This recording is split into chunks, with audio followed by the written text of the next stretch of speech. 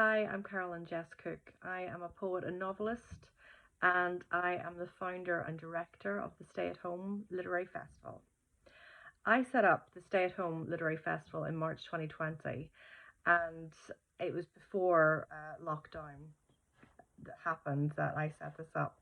I, as an author, had a number of events booked in, and they required me to travel all over the country, and I was wary of doing that given the reports about COVID and the contagiousness of it. And so I had to cancel these events, but because I had taught online, I had been teaching um, the distant learning program in creative writing at Glasgow University. I was used to Zoom and thought what a shame it was that we couldn't do the events, but just virtually. So I went on Twitter and kind of, put a tweet out saying um, who would be up for doing a literary festival to get us through this really, really challenging period. And a lot of people responded. It was a huge there was a huge response to this. So I felt kind of both obligated and excited by the possibility of this. So I set up a Google Doc and got people to fill in their details if they were interested.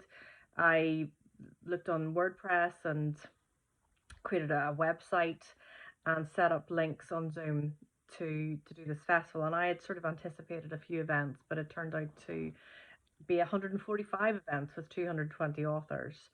And the festival was called the Stay at Home Festival, but this was before we were told to stay at home. Um, and it ran for 2 weeks and had 15,000 attendees.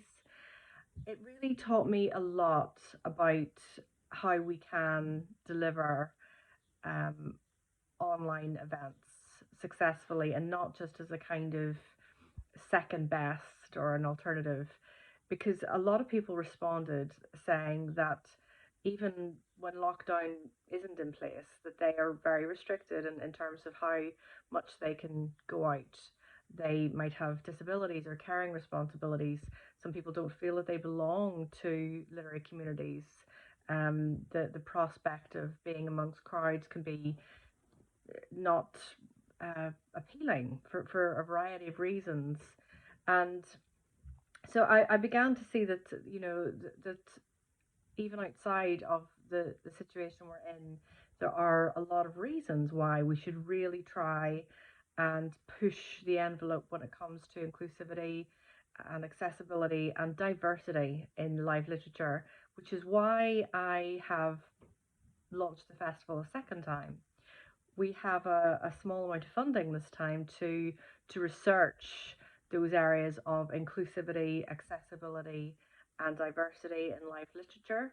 We're working with libraries this time. We want to ensure that those without internet still get to access the events. So libraries will be hosting recorded screenings of the festival, and we want to ensure that we practice diversity in our programming, that we are talking about inclusivity and finding meaningful ways to create that much more accessible and inclusive literary culture going forward.